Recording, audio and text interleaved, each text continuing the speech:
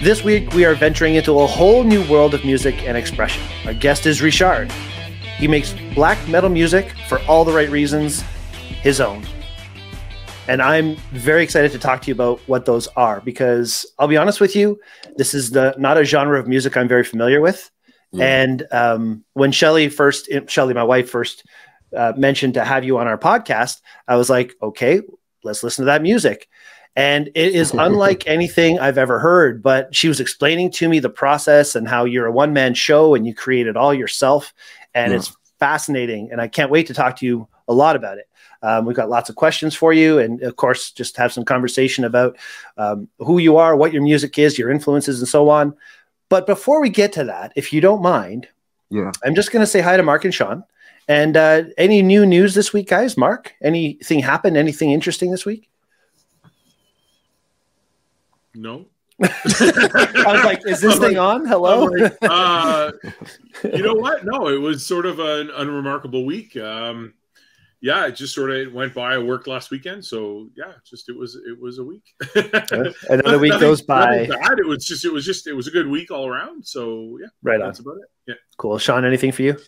As I mentioned before, when it was just me, Brian, and Richard there, before I guess Richard came in, but I was going to, I've been thinking about entering the Tri-City Expo, which is a big car show. I think it starts in June, the beginning of June, I think. So me and a bunch of the Corolla guys are going to go, and I got to clean my car. So the process of getting it all ready starts yesterday. So awesome. Got to work on that now. Well, get it cleaned and then shrink wrap it. Bubble wrap it. And like I said earlier, keep your friends from driving near it at all. Well, that's awesome. I hope you go, and I hope I could be there to take pictures, because it sounds like something I'd be down for taking shots of as well. Car show like cool. That. And also on the car note, I actually just got a car today. Oh, look at that. So nice. Congrats. Thank you. I've had a car, but it's very rusty. And this new car is a Mazda 3, nice little car. It's not a Toyota. I'm sorry, Sean. I know we can't all be as lose some. But it's the first time I've ever had a non-domestic car, which is kind of interesting. But anyway, that's my world. Nothing too exciting from us. So let's talk to who we have here, who's important today. Let's talk to Richard. Let's find out about Isvara, what that's all about. But before we do that, explain to us why you have a mask on and your history of music, and give us a brief explanation of the meaning. All right. So I guess my spiritual practices are also extremely important to my music. Isvara is a term from Hinduism, but when I first came across it, I was actually reading a Buddhist interpretation of a Hindu text. And the meaning of Isvara is kind of, to summarize it quickly, the pure awareness, the consciousness, the soul that's inside every single person and is the same in every single person. So that is kind of an ideal to strive for within Hinduism. I'm also a Christian, believe in Jesus Christ, and it's also a huge inspiration to my music. But yeah, so the music I've been recording pretty much since I was like 13, probably. So over half my life. And it started off with kind of electronic music. And I never even owned an electric guitar until, 2021? I'm pretty sure I bought my first one. And then just kind of went crazy learning it. I always had an acoustic, but it wasn't really quite my thing. I always liked heavier stuff and more experimental, weird kind of music. So, but yeah, it was electronic music for most of my life. Kind of doing a lot of rap, doing a lot of pop, weird, experimental kind of stuff. Kind of working with what was already going on and trying to feel who you were in the midst, I would imagine. Yeah, and I've always kind of written a crazy amount of music. It's one of my main passions and just my biggest outlet. I think the past year, this is just the first year I've decided to actually start releasing stuff. And I think it goes to show how much I put time into my music. I think a lot of people over the past year to 3 years since COVID really started have refocused on themselves and refocused on who they want to be and kind of looked inside for more creative inspiration. Do you feel that that kind of hit you as well, eh? Yeah, man. Like that whole period was a tough time for everyone, you know, and it kind of brings up a lot of inner demons and stuff, I think, amongst a lot of people, regardless of like your spiritual leaning towards things. It just kind of like, it kind of pushed a lot of people, right? So for me, my spiritual practice and writing music kind of melded into one more than ever. And I feel like every time I do an album, it's just like something that I have to do. Like, I don't know how to explain that really. It's not just like, it's not like it's just for fun. It's just like, this is something I have to do, you know? You feel like you're on some sort of mission to just get it done. And do you feel like you have a certain message per album, or is it just the same general theme throughout? No, definitely.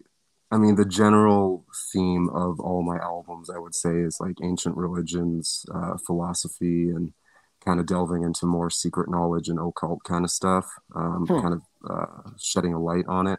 And I mean, I know when I had mentioned in the email that like I'm a black metal artist, I don't even know if black metal is even the right genre for me. I do a lot of different stuff. Like there's doom metal, there's black metal, there's death metal, there's grindcore, death grind. Really just merging a lot of stuff together. And then a huge part of it is also dark ambient music. So just more synthesizer based, longer songs, like really creating an atmosphere. Yeah.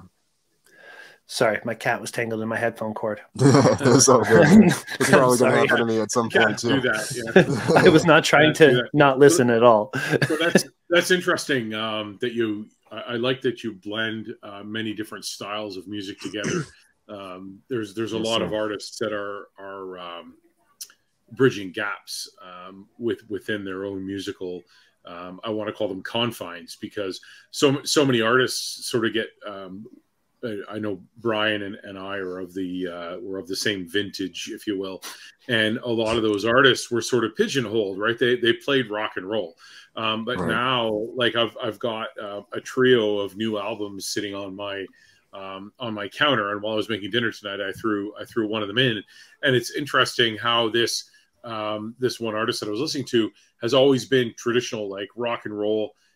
And now I'm listening to it. I'm like, hey, that sort of got like almost a bluesy influence to it, or maybe some of the songs actually have a country almost influence to them, which is very interesting to get that bridge, and it works because it's within the rock and roll genre, but then you've got these pieces from other styles. So I like it that you're taking your music that direction, or those directions, if you will, where you're bridging this and touching on different areas. I like to think of music like a wheel, and all of the different genres of music make up the spokes of that wheel. And with only one, you're not really going to go far. So that's I love that you're diversifying. So kudos for you for that. Oh, thanks, man. Yeah, like I said, I do a lot of music that's also not metal. So my view towards music is like, again, it kind of melds with spiritual stuff, but it's like all music is the same, you know, like there's a million differences, and, you know, there's only so many notes. There's only so many things that are really being done, but it's how you do it. It's the soul and the spirit behind it, and the way that you make it unique, you know, like you can play the same riffs or the same chords as every other artist in history, but there's still endless possibilities for making something new out of it, which I know is a hard mental confine for a lot of people, because I've also been trapped in it a lot in the past too. It's just like you hear everything else out there and you want to sound like that, you know, you think that that's what you want to do. And I think it's taken me kind of a long time to realize that I just have to do what I want to do, you know, and I always have done that. Like, I don't write music for other people.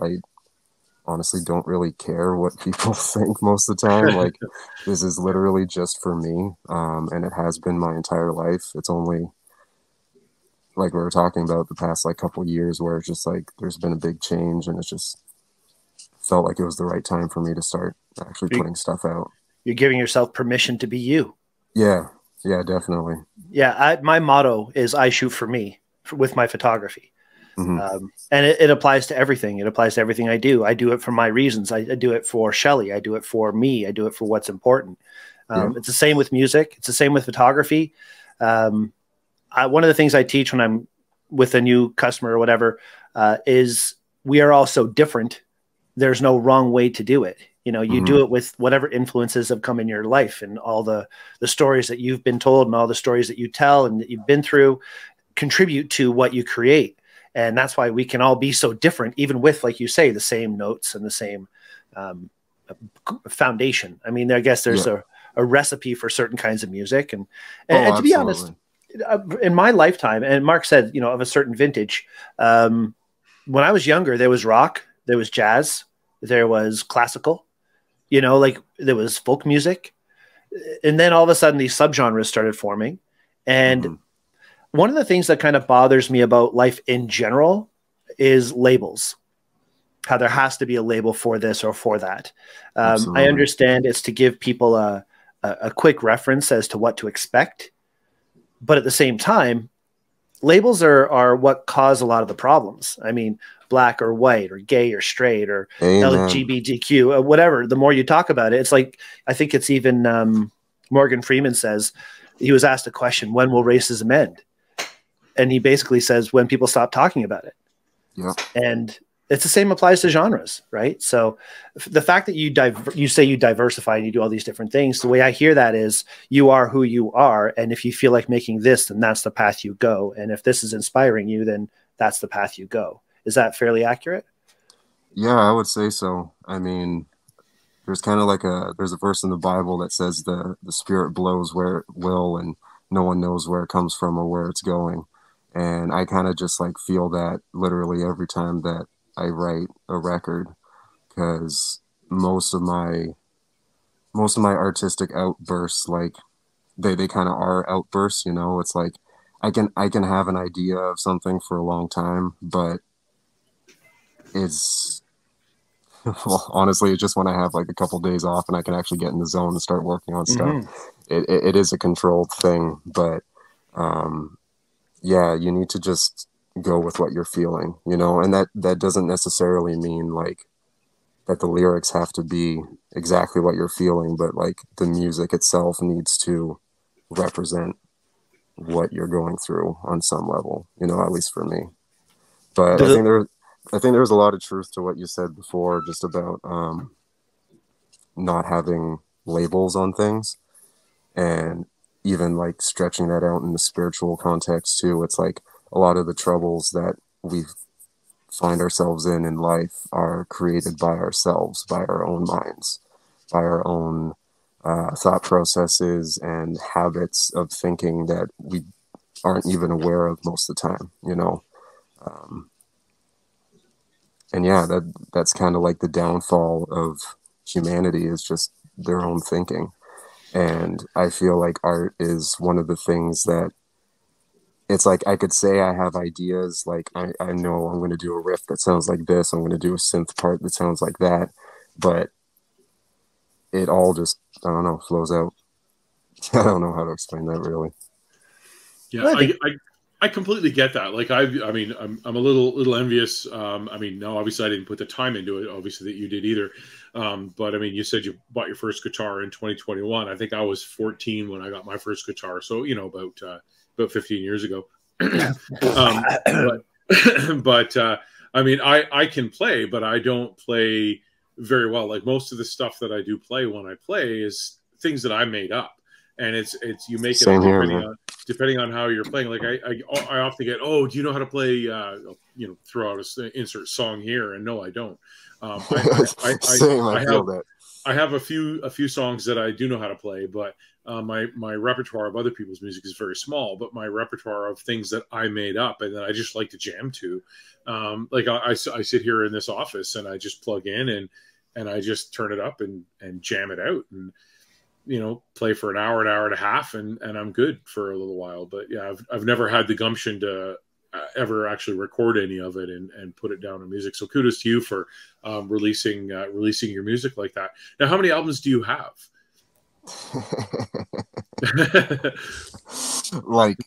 like all together throughout my life? Well, how many albums like do you have that you've recorded? Yeah. Oh my God. I don't have a number for that. Like I've done 18 in the past 12 months. Oh wow. Okay. So you say 18? Is that like, okay? When I think of an album, I think there's like 7 to 15 tracks. I should specify that. A lot of my full length records they're considered full lengths because they're past the half an hour mark, but most of the time it's like 5, 6, 7 tracks, something like that are just longer songs that really like build on atmosphere. But then there's other like just EPs that I put out, the more grindcore type ones where like the one I just dropped yesterday, some of the songs are only like 30 seconds long, but then it flows directly into the next song and it's pretty much like a 15-minute long song that's cut into 11 different sections. That's just the one EP. Yeah. So it ends up being like an EP just telling a story. And it sounds like every song or every piece is like a chapter in that story is how you sound like you're describing it. So that intrigues me. Yeah, I almost feel like every release, every album, every EP is the next chapter. I actually started putting Roman numerals at the beginning of most of my albums to kind of keep track of where I was and what chapter I'm on, if you will. So the last one was the 18th. But so it's just a constant flow. Yeah. That's awesome. Whenever you have the time and you feel the flow, you just write it down. You record at home. Do you do like in a home studio? Yeah, I literally do everything at home. I actually just want to touch back on what, sorry, brother, I can't remember anyone's names here. But Mark? Yeah, Mark, there you go. How you were saying you just like jam out. You don't know how to play other people's songs. You just play your own stuff. You literally just described like me. Like, I guess the only difference is that I do have a history in like producing and recording. So I do that, every time, but it really is just like, it's almost like a jam session where I just go and I come up with one riff and I'll play it for a few minutes, see if I like it or not, record it again with a different guitar tone, left and right. And then move on to the next riff. And then I'll just have a whole bunch of riffs and then I go and kind of divide them up, put them together into songs. But I do have like a vision of what I want them to sound like before I start, obviously. But it's not something that's set in stone in any way. It's like, I really don't know what's going to happen every time I go and play. What an interesting process though. Yeah. That is really cool. And do you, like, I'm assuming it's not just guitar. Is there a drum track and like bass vocals and you do all those parts as well yourself? So the drums on everything is just programmed. It's a lot easier to do that. It's like I can maybe kind of play drums, but it's pretty crappy, to be honest. And even my guitar playing, I cannot boast of being a good guitar player. And like I said, I've only had the thing for like a year and a half, so I feel like I'm learning how to play every time I go to record a new album right now. Okay. But I've had these ideas for 10 plus years, that's how I'm able to do all of this now, because it's been a lot of years of wanting to do it and just it's expensive Digesting stuff, it. like getting gear and whatnot. Yeah, absolutely. I'm honestly just like recording on an iPad for all these albums. That might come as a surprise to you guys, but not anymore. No, no.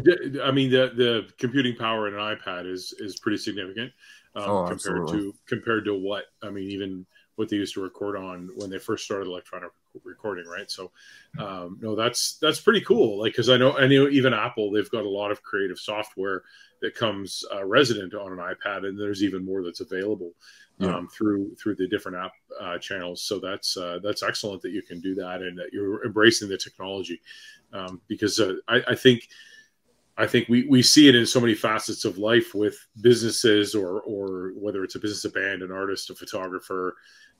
If they don't evolve with the times and with the technology, they sort of get left behind, right? Yeah. It's kind of funny you say that, though, because I almost feel like my mentality towards recording and why I've kept using an iPad is more in touch with like the original like black metal mentality. So like black metal as a genre was kind of birthed out of a rebellion for the rest of music. You know, it was even a rebellion against other types of metal at the time. Like when death metal was starting out, the bands were starting to have cleaner production and stuff, and black metal bands just hated it. They just wanted it to sound raw. They just wanted it to be just like capture the real the force of nature, I guess, in sonic form. And it had nothing to do with having a nice setup or anything. It was literally just, even if it sounds like shit, that's okay. You know, like it's just about the music. It's just about the atmosphere. It's just about the spirit behind it, you know? Yeah, absolutely. And that actually is funny because our guest last week was a punk band, and a punk sort of spawned out of that. It didn't have to be perfect. It didn't have to be something that would run mainstream. And I think a lot of artists like yourself, you do, like you said earlier, you record for you, and that's what spawns that creativity. And that I would hate to see, you know, like you get signed and you get an official record contract type of thing with whatever record company and then they say, yeah, right. I was going to say that probably. But then they go, oh, well, you know, you need to go this direction and you need to record this type of song. That for you as a creative artist, I think would literally kill you, because it's not what you want to do. It's not why you're doing it. You know, amen to that. Yeah. But like I think about so many bands from my youth that you heard the stories of it, and it was like they had a really good band or a really great group of friends, and the record producer of the companies came in and said, okay, you know what, you guys are great, your sound is good, but the drummer's got to go and the bass player's got to go. And then all of a sudden you have these four friends that grew up jamming in mom's garage, and now all of a sudden two of them are estranged, and they've got these two new guys in the band because, you know, they had a better stage presence or whatever, right? Or they were, you know, better looking, and the ladies would like it for the album covers and whatever, right? So, but that's the beauty of today's technology, is that you don't need that. No, you don't need that middleman. You don't need that person to take you and say, I will make you this or I will make you that, because you're doing it yourself. Yep. And you're capturing your own market. Yep. Right. You're creating your own market. Okay. So I understand that it's not all about the sales and the record sales, but is that something that you're striving for? Or is that something that you're trying to get people to go and check out your albums and buy your music? I can't say I've ever looked at music as something to make money on. Like it's literally a spiritual practice to me, and to me, any kind of spiritual practice that becomes predominantly based on money is not a spiritual practice anymore, you know? So it's like I have my albums up for sale, but I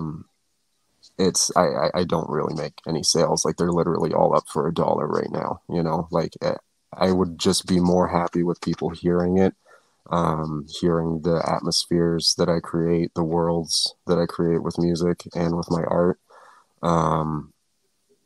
That is definitely the most important thing. But like I said earlier, it's not why I do music, you know? Mm-hmm. It's why I started releasing music, sure, because I'd be happy for other people to hear it. And there's a lot of people that when they do hear it, they enjoy some aspect of it. And I'm always filled with joy, you know, every time that someone expresses that to me.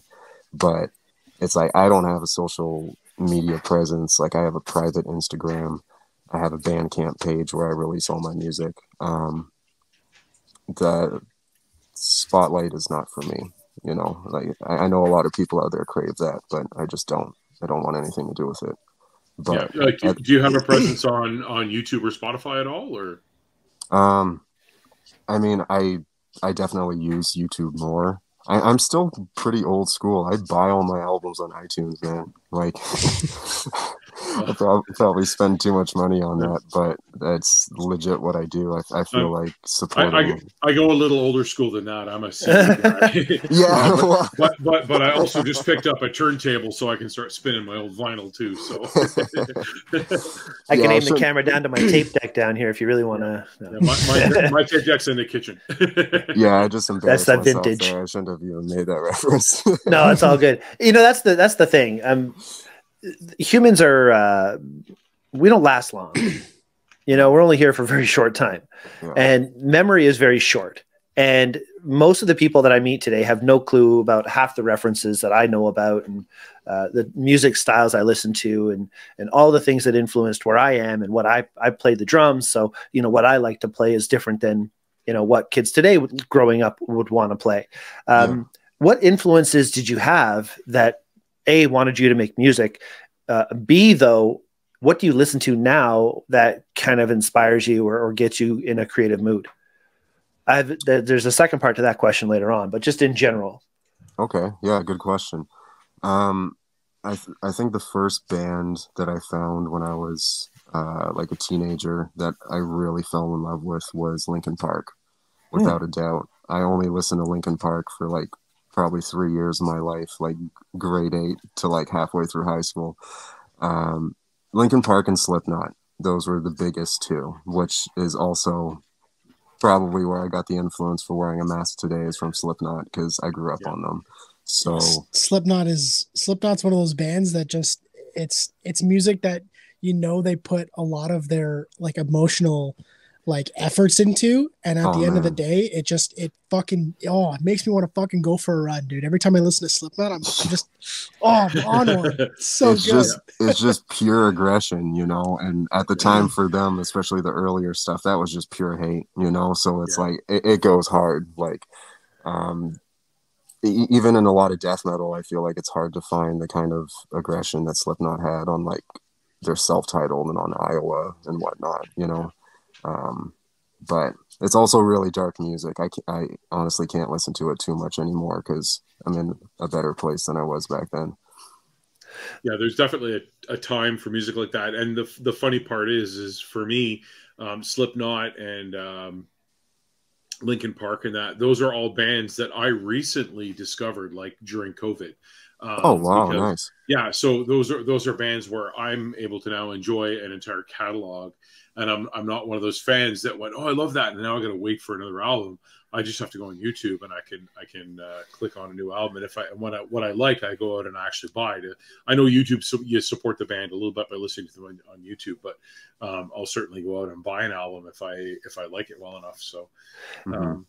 I'm a little bit of a lightweight when it comes to the music, to be honest. I'm more of a jazz kind of background, and hearing a lot of the heavier stuff never really took with me. I kind of migrated to the Rush and Police and now Tool, that kind of thing. Tool. Sweet. Nice. Actually, a lot of what you were talking about earlier reminds me of their album, Fear Inoculum, where they go into Pneuma about the spirit and things like that.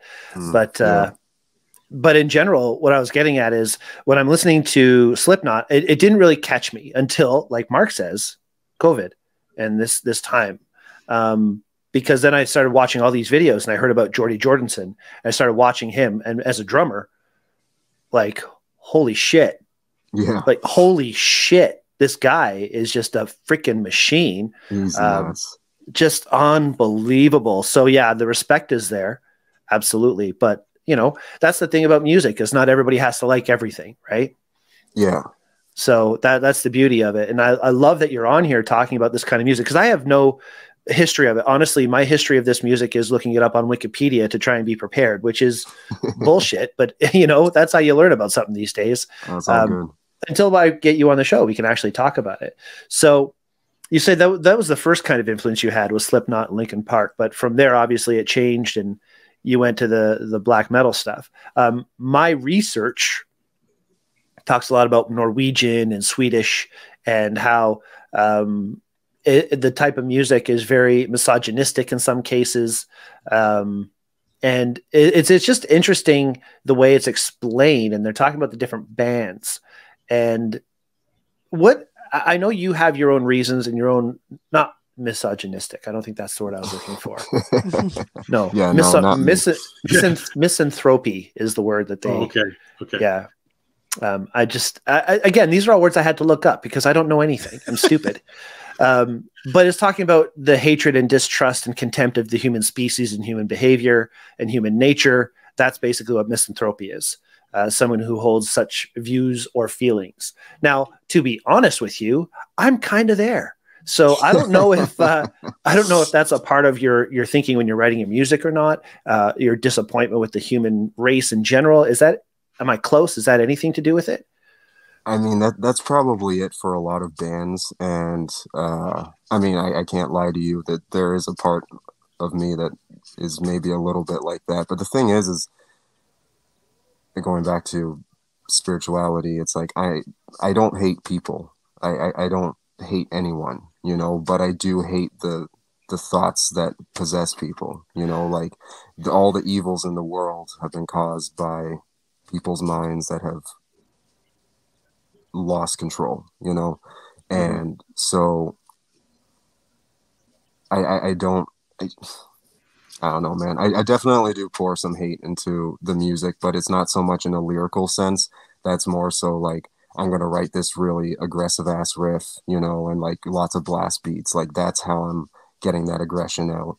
And the lyrics are normally like, I'll use dark, maybe eerie, scary imagery that's kind of to fit the genre and to maybe fit some emotions, but it's not, there's always a spiritual meaning behind what I'm doing. I've always kind of been like that since I was younger. So, well, it's like you say, you are Christian, you're raised Christian, right? So yeah, you have your faith and you have your beliefs in God or in Jesus. And so obviously you're not just, I'm not like one of the like satanic bands that are out there just like talking about spitting on the cross or whatever all the time. Like the thing is I respect those guys for voicing their opinion, right. And I think, well, see, the thing is like there's tons of black metal bands that, I'll say Burzum, for example, because he's one of the guys that gets the most hate, and in some cases for the right reasons, I don't agree with a lot of what the guy has said,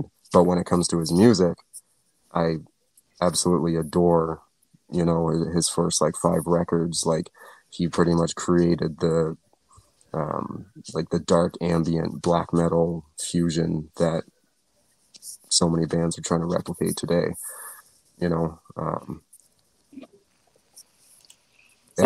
I guess I could also, just as a random influence, I do love Kanye West too.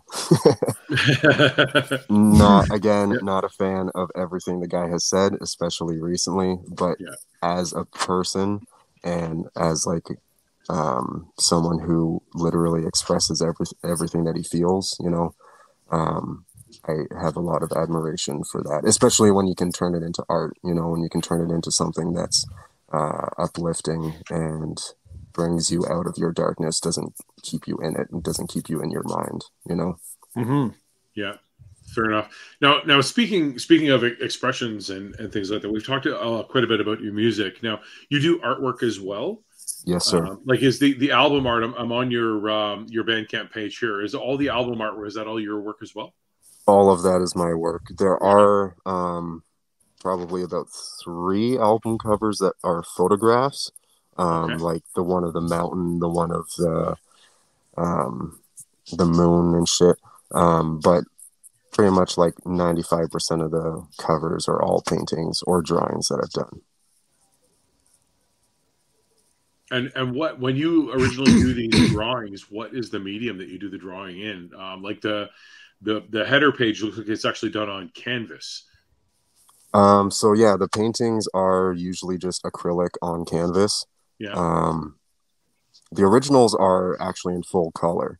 Oh, I see. Okay. I've done it on purpose to make everything black and white, partly for the metal, and partly because of my distrust of the internet in general. Fair enough. What you don't trust the internet? Gasp. No. Yeah, right. No, I'm looking at the artwork, and I'm like the intricacies, and I'm looking at it wishing I could blow it up a lot bigger on my screen. You can. I just did. Yeah. Oh, there you go. Yeah, now I got it really big. But yeah, some of the I am screen sharing, aren't I? Yeah, you are. Yeah, but I was looking at something different over here, and I'm like, yeah, but no, that's awesome. Like that you do. Not only do you do the music and the recording and the production, but you also do all your own artwork as well. So now, does the artwork that you do when you're doing the painting, is it spawned the creativity on that? Is it spawned by the music, or is the music spawned by the artwork, or does the visual come first, or is the audio come first, or do they just run the same? So I would say since I started releasing under Isvara, it's been different because all of the actual paintings that you see for my album covers, I actually did those during one of the lockdowns. I believe it was the second lockdown. So I was still writing music back then, but it wasn't metal. It was just like more electronic stuff. But I really went hard with painting, and that's what I was doing. Like every week, I think I did a painting a week or something. And those are intricate to get done in a week. I gotta give it to you, your stick to itness, man. Your stick to itness is advanced. I mean, being able to do one of those paintings in a week. I remember when lockdown first happened, I did the adult coloring books. I know that sounds really stupid comparing these two things. But even sitting down and doing one of those things would take me forever to come up with an original piece and as elaborate as what you've made. That's pretty awesome. I literally made this mask last night. Like the whole thing was just made last night. And what medium did you use to make the mask? So it's just like one of those plain, like white, I hate to say it, but one of the like bank robber type masks, right? And then I just used a black Sharpie over top of that.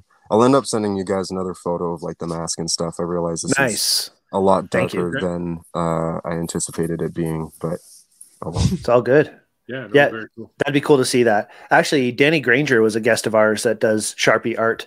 He does a lot of Sharpie art for like the Maple Leafs and things like that. It's an awesome medium. We've had a few artists. Steph McCann was on with her oil pens work. I have a lot of admiration for that because I can't draw. I remember when I was younger, I sat down and tried to draw a tree that was out my window, and even then it was horrible. So you either have it or you don't. I certainly don't have it. I feel like art actually came more naturally for me than my cat's here. Everybody say hi to Sam. Hey, Sam. What's up, baby? Oh, he's weirded out by me wearing the mask. It's like, what is this? Yeah, so cute. I'm sorry. What was your question?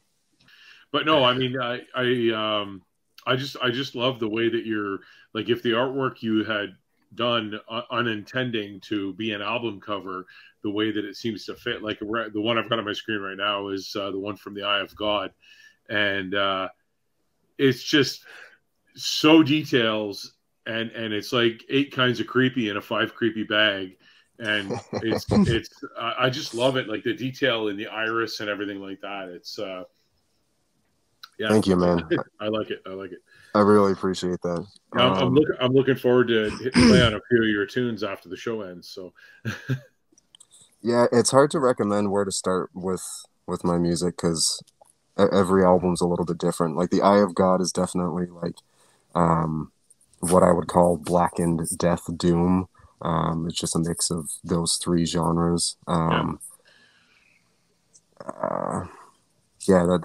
kind of that album. The first album, Apocalyptic Hymnal, kind of started off with some more doom stuff, and then I really kind of just started going more death metal as time went on. Like death metal and black metal are just 2 of my favorite genres, so I just blend them to no end.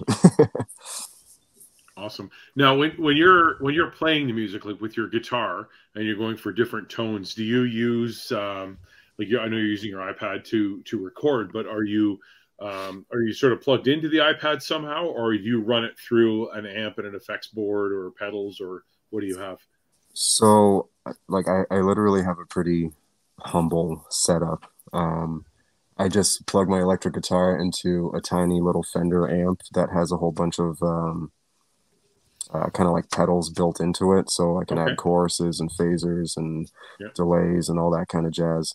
But I generally, for Isvara stuff, I stick to the same few tones that I like, and mixing is also a bitch. It's really fucking hard to actually get something that sounds good. Like, you can have it sound good in the program, and then you hit export, wait 10 minutes, and then you're like, this sounds like absolute trash, you know?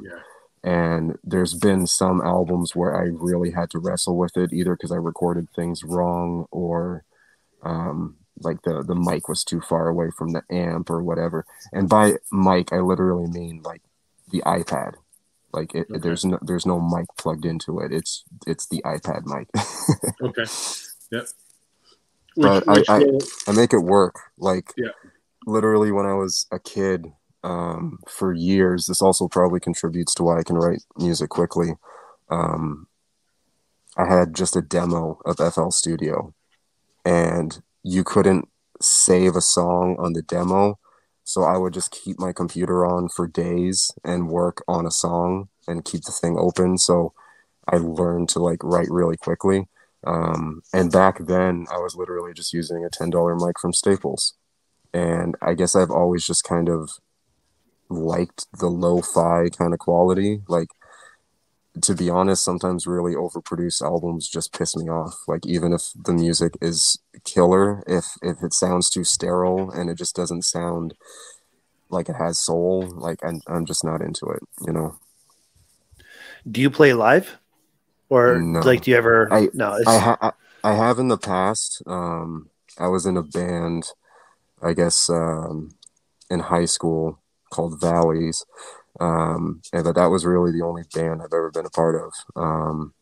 I've performed my own rap stuff, I think 2 or 3 times live. But that was just like, this was like, I don't know, 7, 8 years ago at like a house party or like downtown one night or something. But it's not something. It's not your jam. It's not something you want to. Yeah, it's not my thing. I honestly, like, shout out to everyone that does do it. Like, go and play shows all the time. Like, I admire the hell out of that. But it's just not for me. Like, I want to like lay down in bed with headphones in, you know, lights off, candle lit, and just listen to something, you know, completely be immersed in it. Yeah. Mm-hmm. Something about the live atmosphere is, I mean, I've had some pretty phenomenal live shows. Like, do you guys know who Meshuggah is? Yep. Yeah, like, I saw Meshuggah live a few years back, and to this day, still one of the best experiences of my life. I cannot describe what that guitar tone was, if it was even a guitar tone or just aliens possessed the soundboard, but one That's of the what two. It was. I'm going with the aliens. Yeah, exactly. We'll run with the aliens, yeah. See, now you've got me curious. Well, that's cool. I mean, is that how this was introduced to you in that kind of an experience where you were immersed in the sound and that kind of made you fall in love with it? I'm asking because I know some people don't like Pink Floyd and some people don't like listening to that kind of genre from back in, you know, in my day. But I absolutely love nothing like listening to, you know, one of their Pink Floyd's 20-minute songs, just playing ambient in the background and just immersing in it and just feeling it. And of course, that stems from, you know, smoking weed back in high school. And, you know, that's when I first listened to it. And that's when I was immersed in it. And I'm hearing aliens in the background and, you know, all that kind of stuff. So is that kind of how you like to immerse and just be a part of that music? And is it the same thing to you is what I'm saying as it was to me in that different kind of music though? Is that making sense, guys? Am I making sense at all? I think so. I mean, my way of looking at stuff is always slightly different. So, like, I honestly meditate to my music. That might sound really weird, but I legit sit cross-legged and meditate to the music that I write. And that's also a big part of why I said it's like a spiritual thing for me, because I don't know, there's certain bands out there that you can especially stuff that's very repetitive, you know, you can really start to drone out to stuff and enter a meditative state, even if you're not meditating purposefully. You know, most music lovers have entered a semi-trance state at some point in their life while listening to music that they love. You know, it's just a matter of, I guess, with my music, at least for myself, I don't know how it affects other people, but it induces that kind of state for me. So that's why I do it. And it helps me to stay disciplined in my spiritual practice. Because it's like, I love a lot of metal that, I hate to say it, but has really disgusting, like, song titles and a lot of really gross imagery that I don't fuck with. But the music is just some of my favorite stuff on the planet, you know? So it's like, I put that on, I can't hear what they're saying because the vocals are completely gargled, you know? So it's, you just like enter a trance, pretty much. That's what it is for me. See, that actually helps me understand the music a little bit more, hearing your way of absorbing it. You know what I mean? Cool. Yeah. Because I mean, on the surface, it's different than what I'm used to, so it's not being absorbed. But hearing how you're listening to it for a different reason, I can go back and re-listen and, you know, think of it from that different perspective. And I think that's awesome. I appreciate you explaining that. You mentioned Isvara. Did we get into the meaning of Isvara yet? I know we talked about it a little bit beforehand, but I don't know if we talked about it on recording.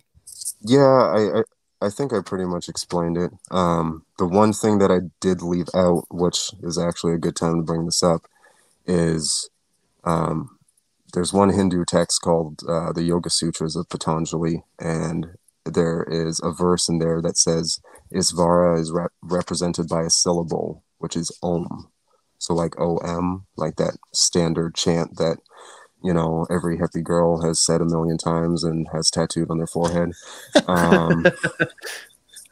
But that is one of the most powerful syllables in existence. I mean, even the Bible, I mean, they're talking about Jesus, but it says, in the beginning was the Word, and the Word was with God, and the Word was God. So word is syllables, it's voice, it's speech, it's that first utterance, you know. So in Hinduism, the syllable Om is kind of like the eternal sound.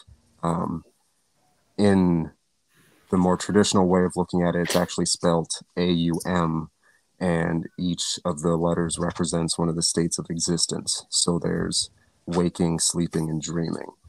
And by producing the sound Om through the 3 vowels, you're kind of going through both the daily and eternal process of creation and destruction. I know I kind of just went off on a tangent there, but I hope you guys somewhat followed that. No, that's interesting. I've never heard of it that way.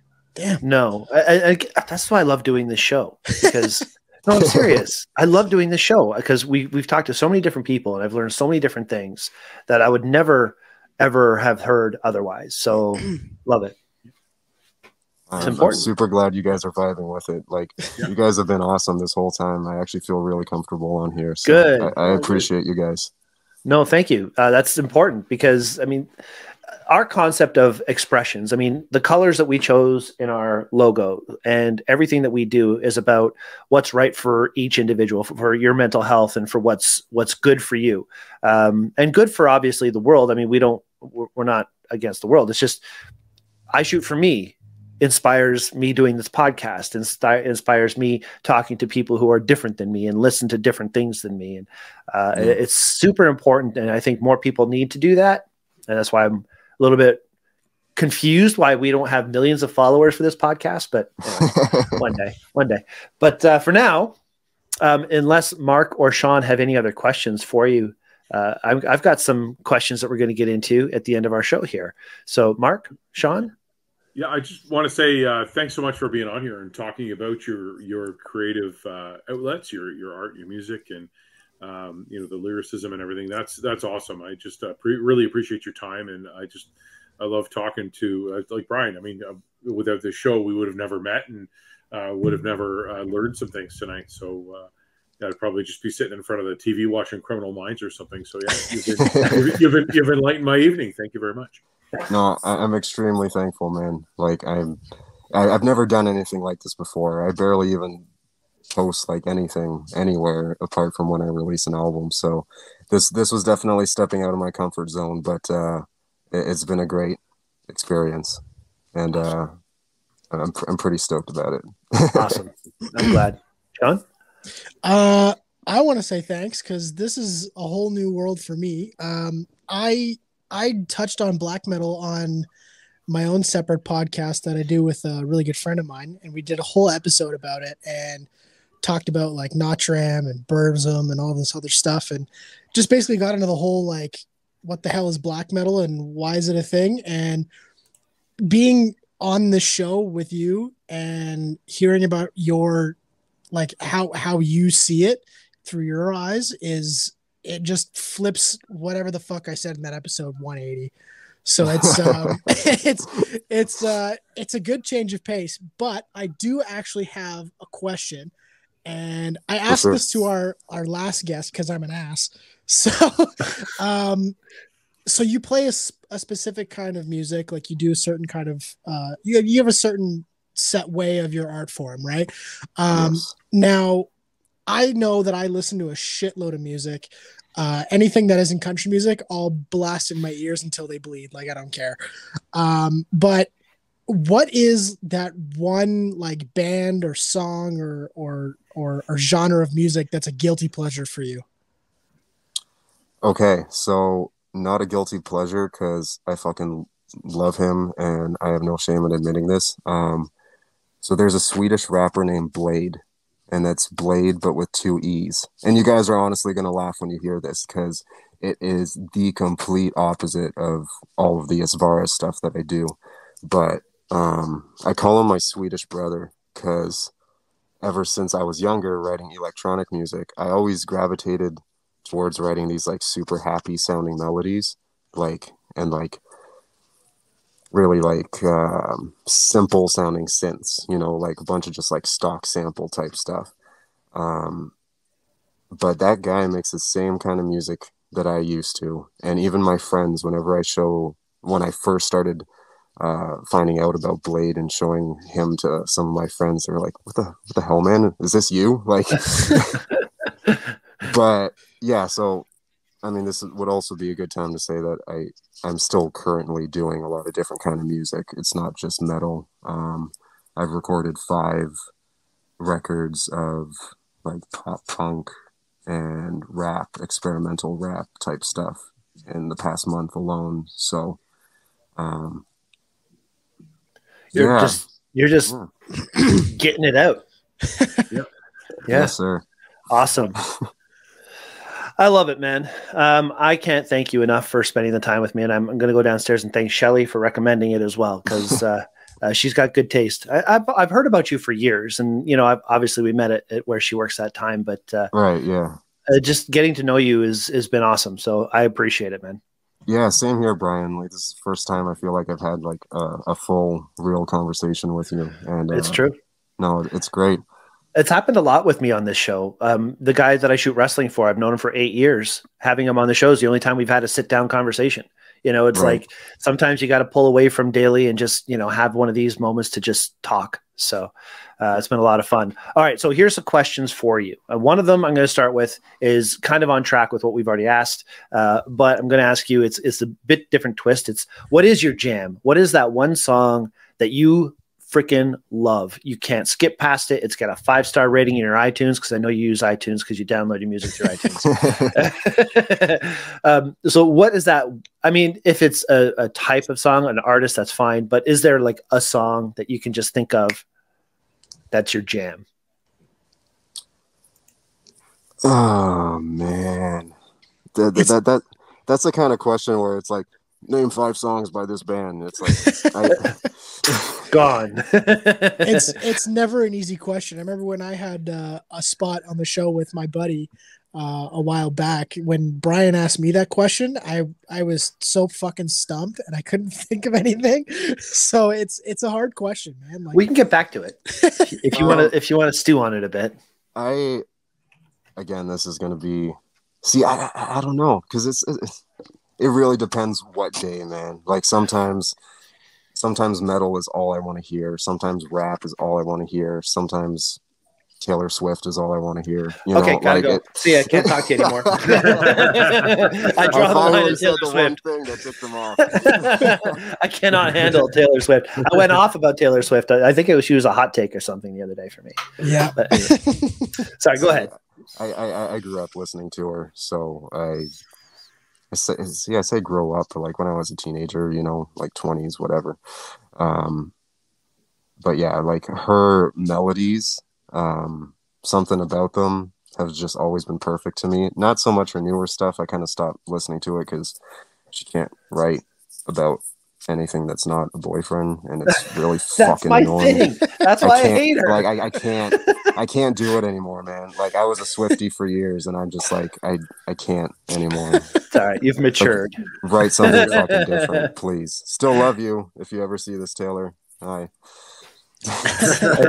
That's your boy. All right, cool. So that's good in general. I get the idea. You like the Rock doing Taylor Swift? I like the Rock doing Taylor Swift. Well, Rock did a cover of Shake It Off. Yeah, on Lip Sync Battle. So Shelly had to come in and correct me. This is my life.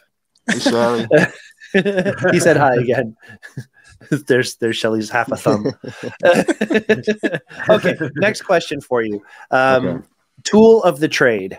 What is that one thing that you rely on to help you get creative, to just, you know, that one, it could be a tool, it could be an idea, it could be a concept, but what is that one thing that just gets you ready to create?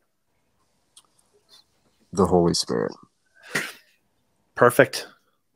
Perfect. I'm sure there's millions of people just went, yep. Yep. Yep. That's the right answer. I don't have any other answer. That's it. That's perfect. I mean, it's actually perfect as well, considering the music that you're writing and, you know, what inspires you to write your music and your faith. So no, that's awesome. Awesome. Challenge. We're down to the challenge. Oh, a challenge. Okay. We always ask our guest to issue a challenge to our listeners or our viewers, something that could help them progress or, you know, just whatever. So what would that challenge be? I would say to become aware of your own mind, to watch your thoughts, to realize that you're not the thoughts that are spinning around your head all the time. That's kind of the natural tendency, is to identify with all the thoughts in our head. But the eternal state of every soul is not that crazy, hectic, painful, suffering-filled existence. It's actually peace. It's actually love. It's actually God, you know. And I know I'm getting real spiritual here, but I don't care. That is the one thing that I would challenge everyone to. And I don't even mean it in a particular religious sense. I just mean experiences for yourself. Like, go out in nature, go for a walk, you know, like connect with the reality around you and disconnect from your own mind. It's hard enough to disconnect from our phones nowadays, but we got to disconnect from the mind too, because the mind is poison most of the time. The mind has been poisoned your entire life. Yep. The mind has been absorbing every negative energy, every thought, and it influences everything you do. To separate from those things is actually a really good challenge. Yeah. I like it. That's cool. Absolutely. I do have one more question though. For sure. I just thought it was a question that popped into my head earlier. So you said you bought your first electric guitar in 2021. Yeah. So it's a twofold question: do you still have that guitar, and what was it? Oh yeah, absolutely. It's the one that I just recorded the new album with yesterday. It's a black Epiphone Les Paul studio edition. Very nice. Good choice. Yeah. I just wanted it because it was black.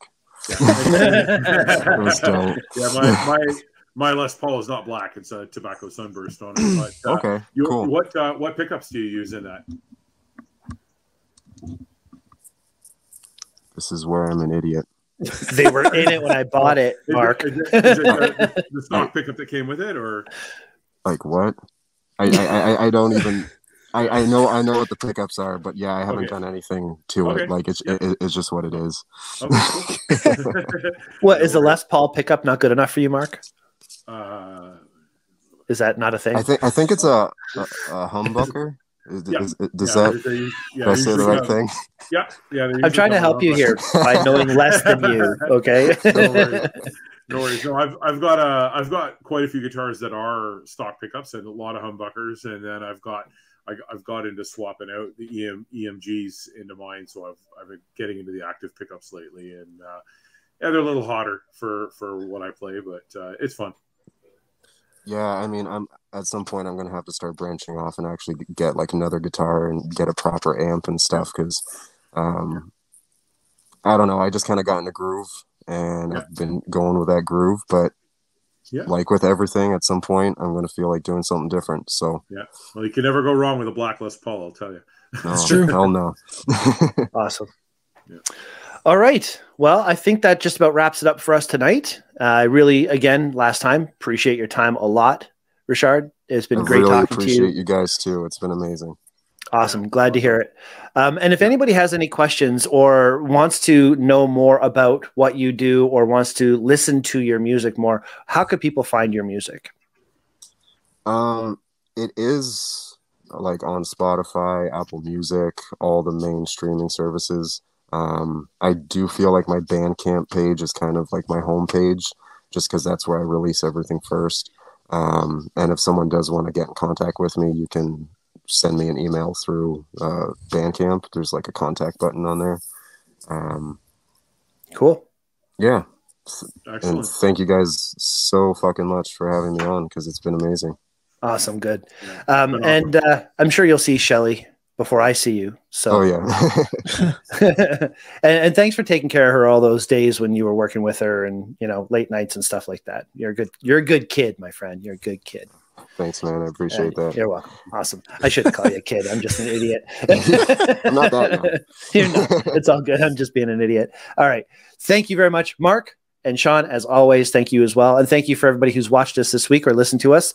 We hope you continue to do so. And don't forget to click like, subscribe to our channel, and tell other people we're doing this, because we love doing it. And we hope you love it, listening to it, and all that kind of stuff too. Take care, everybody. We'll see you again. Peace. Ooh, ooh, ooh.